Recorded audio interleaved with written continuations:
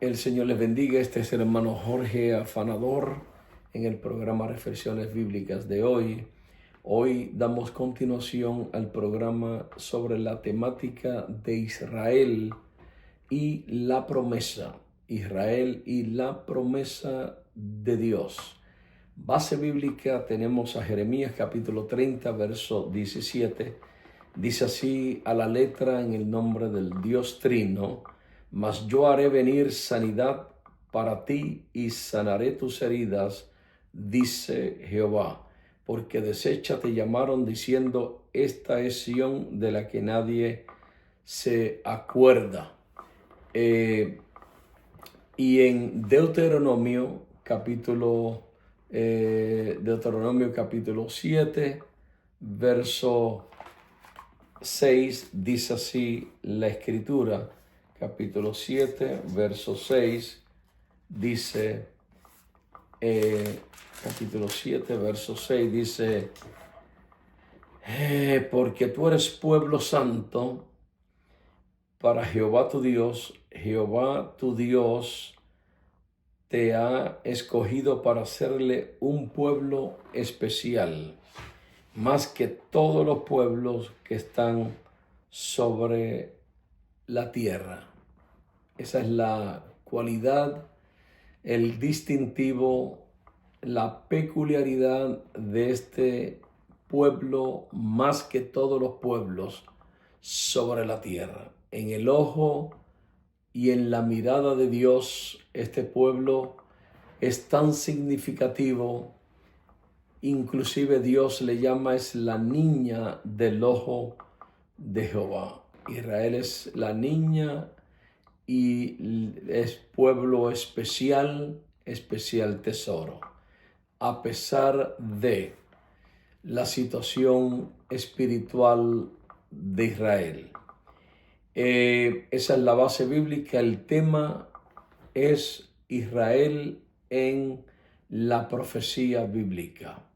Nuestra base teológica referente a la identificación de este pueblo es el misterio de su supervivencia, el misterio de su supervivencia, el misterio de la manera en cómo Israel ha sobrevivido a tantas persecuciones, tantas transmigraciones, y como he dicho en historias y exposiciones pasadas, un día en Egipto, un día en Babilonia, un día en el desierto, un día aquí y un día allá, y en ese para atrás y en ese para adelante de este pueblo es que se define su historia.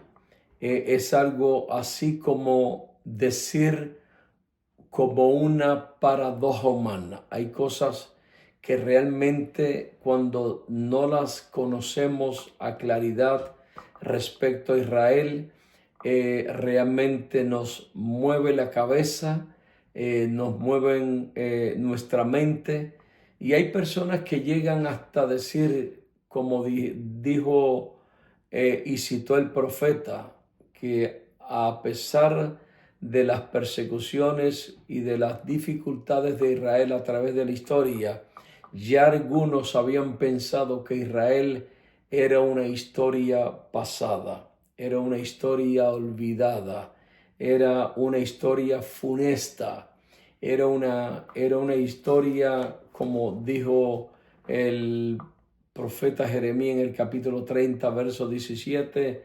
eres Sión, el pueblo de la que nadie se acuerda, porque ya pensaban que Israel ha desaparecido. Bueno, después de 18 siglos y medio de la historia trágica de Israel, en el año 70, muchas personas y naciones e individuos y enemigos de Israel pensaron que ya Israel era una simple leyenda, era una simple historia pasada, ya cerrada dentro de un libro, dentro de una situación trágica y olvidada. Pero sin embargo, después de 18 siglos y medio, lo que el mundo se ha quedado anonadado es que después de 18 siglos y medio, la bandera solitaria del rey David volvió a ondear, amén, en las aldeas y en la nación de Jerusalén, dando el aviso de que Israel jamás había muerto. Israel jamás ha desaparecido. Y esto es lo que suena, como dije al principio, una paradoja humana, algo que se contradice aparentemente, algo que no se puede entender a cabalidad, algo que chueca con nuestra razón al decir cómo es posible que Israel todavía se haya levantado después de tantas persecuciones y de una historia oscura en lo que a persecuciones, en lo que a el odio, el antisemitismo ha venido prevaleciendo por varios milenios en contra de este pueblo llamado el pueblo de Dios. Por eso utilizo la palabra inmortalidad y inmutabilidad. Inmortalidad es una característica del ser que no está sujeto a la muerte o a la destrucción. La muerte física es una cosa.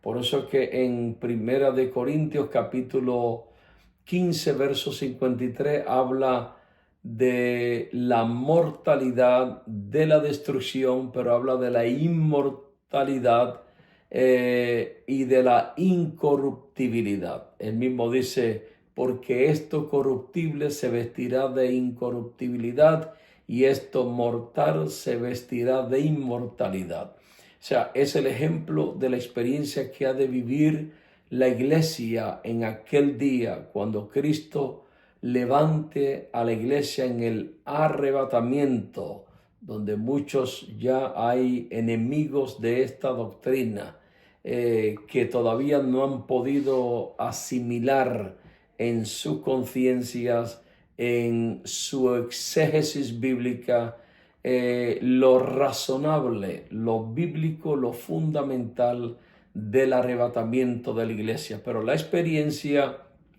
que ha de vivir la iglesia es de una transformación donde ya no más lo corruptible va a tomar dominio de la faz humana, sino seremos incorruptibles, seremos inmortales. Pues en el contexto de Israel, así es similar la inmortalidad e inmutabilidad de Israel en el plan de salvación. El programa histórico y profético de Israel de Dios para con su pueblo jamás ha muerto, hermanos. Israel no es tampoco, como hemos dicho, una leyenda que perteneció a un pasado lejano y que por el pecado, por la maldad, por la transgresión, por los rebeldes que fueron, Dios se arrepintió de lo que dijo respecto a este pueblo. Nada queda ausente dentro del programa profético y bíblico de lo que Dios ya ha revelado acerca de la historia referente a este pueblo llamado Israel. Todo lo que es y será en el futuro, tanto inmediato como lejano, está dentro del perfecto plan de Dios, donde Dios resolverá todo lo de Israel, todo lo de las naciones y el mundo conforme a su voluntad divina teocrática. En los capítulos 9 que mencioné como nota de referencia en en la última grabación, en el último programa, capítulo 9, capítulo 10, capítulo 11 de Romanos, expone en ese capítulo, por ejemplo, como en el capítulo 9, el apóstol expone el problema de su histórica elección de Israel. O sea, cómo Dios escogió a este pueblo, cómo Dios lo llamó, cómo Dios trató con este pueblo, aún en el desierto, aún desde que salieron de los lomos de Abraham, hermanos de Isaac y de Jacob. Y en el capítulo 10 expone el rechazo,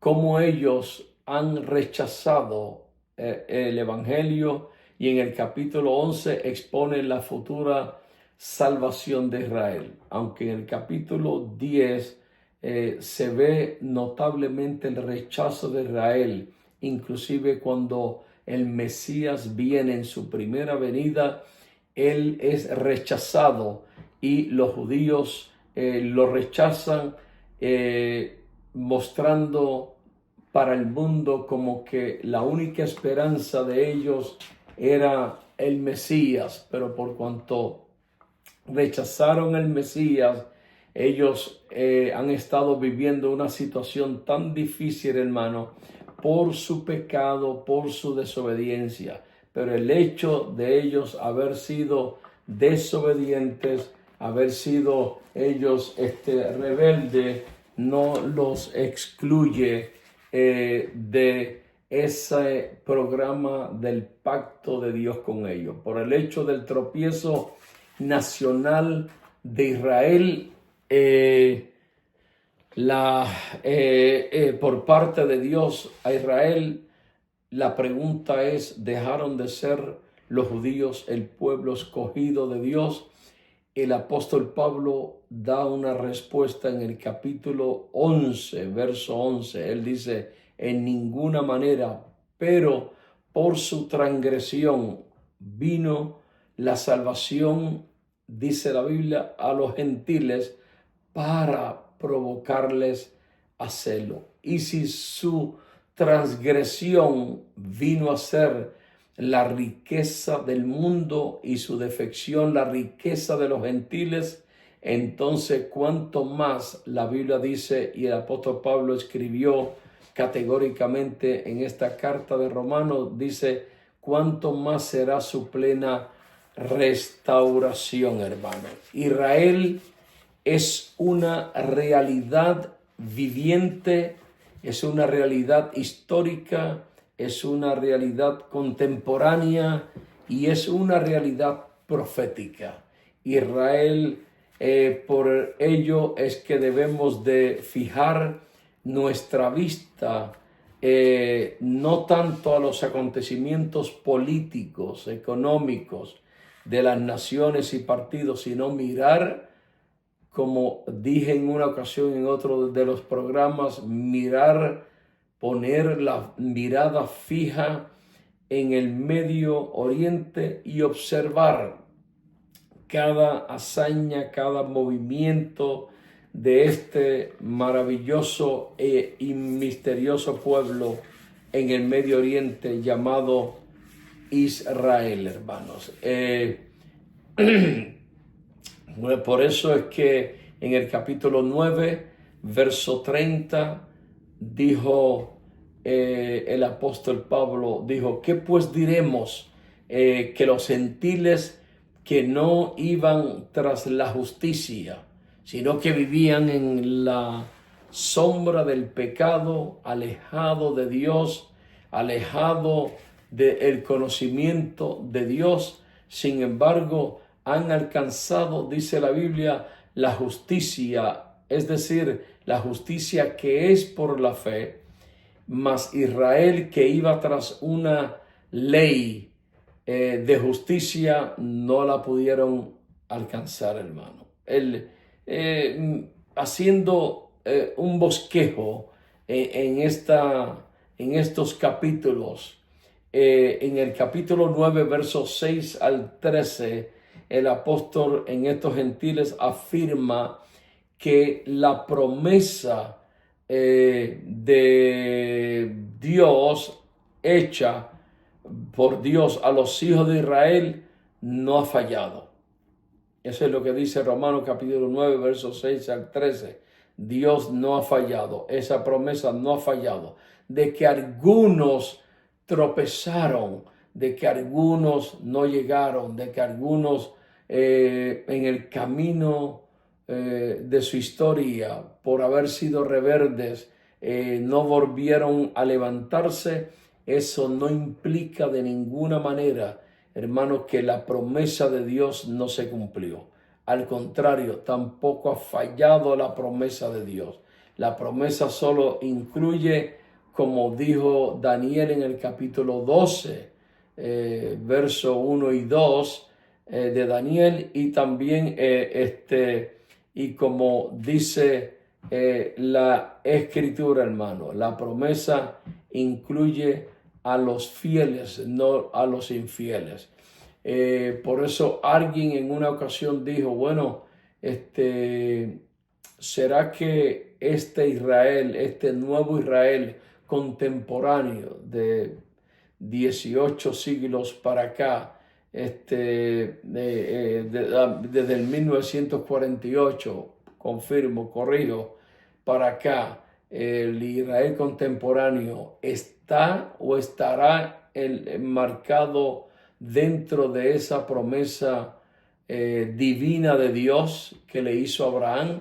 Porque algunas personas las he oído como en un tono de voz dudoso, como si esta facción de Israel, del Israel contemporáneo, no estuviera en los planes de Dios, como que algunos le han dado más prioridad a que aquel Israel del Antiguo Testamento, las promesas eran para ellos y no para este. No. Dios no hace excepción de personas. Estos también son parte de esa simiente, porque vienen del linaje que han venido también todos los demás que fueron y que vinieron antes de ellos. Amén. Aún en la época de Jesús, aún en la época de los patriarcas, todos están dentro y debajo de esa promesa. Como los gentiles, los gentiles, Dios está tratando con ellos, y los gentiles, Dios viene tratando con ellos hace varios milenios ya, como pueblo, desde el rechazo del Mesías, y sin embargo, y aún antes, y sin embargo, los gentiles de ayer y los gentiles de hoy tenemos una puerta abierta de acceso para responder al Evangelio de Jesucristo. Todos hemos sido llamados a servirle, no como algunos dentro de la filosofía calvinista presumen pensar que Dios es un Dios arbitrario. Unos escogió Dios, unos amó Dios más que otros. No traigamos ese ejemplo de Esaú y su hermano. Eso tiene un contexto de interpretación. Pero el amor de Dios, dice la Biblia en Juan 3:16, porque de tal manera amó Dios al mundo. Si el mundo no es la humanidad, entonces ¿cómo usted y yo definimos al mundo? ¿Solamente un grupo selecto? No, todos son llamados, pero unos responden y otros no responden al Evangelio. Y en tanto no responden al Evangelio, no implica que han sido desechados. Al contrario, siguen viniendo y entrando más gentiles al conocimiento de Dios. Todavía la gracia de Dios sigue fluyendo, es fluyente, toca, el Espíritu Santo trabaja en la mente de muchos. La iglesia ora, la iglesia ayuna, la iglesia intercede por familiares y amigos. Y día tras día vemos gente convirtiéndose al Evangelio. ¿Y qué es eso? Es la gracia de Dios, es el amor de Dios. Usted y yo no sabemos quiénes han de ser salvos, pero todos aquellos que han respondido al Evangelio estamos en el camino perfecto de la salvación. Estamos en la verdad. La Biblia dice, Romanos capítulo 8, Romanos verso 32, conoceréis la verdad y la verdad os hará libre. Estamos en la verdad. Ahora, de que usted vaya a enseñar una doctrina con una inclinación calvinista, de decir que unos ya Dios lo desechó y otros Dios los escogió por preferencia divina, ese no es el Dios de la Biblia. Por eso el Dios de la Biblia es que Dios desea que todos los hombres sean salvos. Amén. Y casi siempre estos de la escuela calvinista siempre utilizan el ejemplo, el relato bíblico de las ovejas que me ha dado mi padre. Él me las dio, amén, y solamente pues las que están en el redil. No, hermano, no interpretemos la Biblia aisladamente. Siempre considere el contexto bíblico, hermanos. Ok, usted y yo somos jueces para decir estos se salvan, estos se condenan.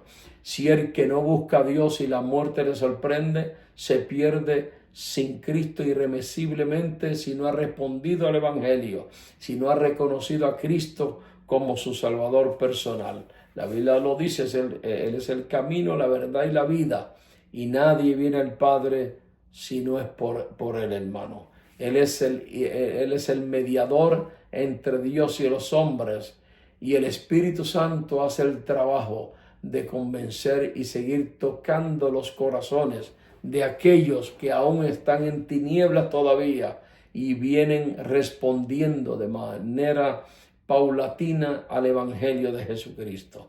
Por eso Israel, aunque muchos piensan que Israel ya es historia y que la iglesia vino a ocupar el lugar de Israel, es totalmente erróneo.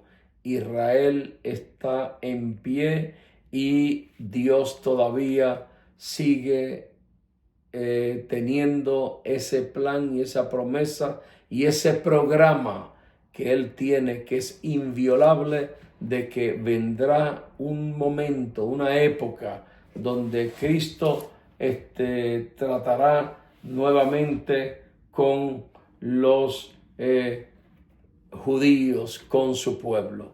Cada pueblo tiene su historia, cada pueblo tiene su tiempo. La Biblia dice en Daniel capítulo 2, verso 21 al 23, Él muda los tiempos y las edades. Dice la Biblia, Él quita reyes y pone reyes, da sabiduría a los sabios y ciencia a los entendidos. Él revela lo profundo y lo escondido, dice la Biblia, y conoce lo que está en tinieblas, y con Él mora la luz. Mire, para los antidispensacionalistas, los que no creen en que Dios fija tiempos, muda tiempos, hay épocas, hay edades para tratar. Inclusive cuando usted ve muchas de las profecías de Daniel, la profecía de las 70 semanas, eso es un lapso de tiempo, eso es un periodo de tiempo.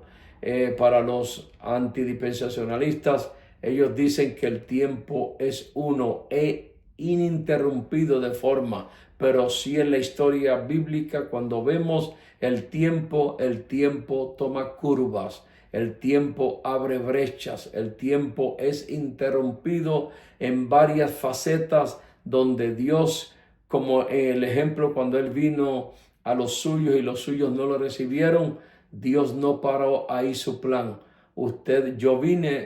Él vino matemáticamente en el tiempo perfecto y profético para ser aceptado como el Mesías en Israel.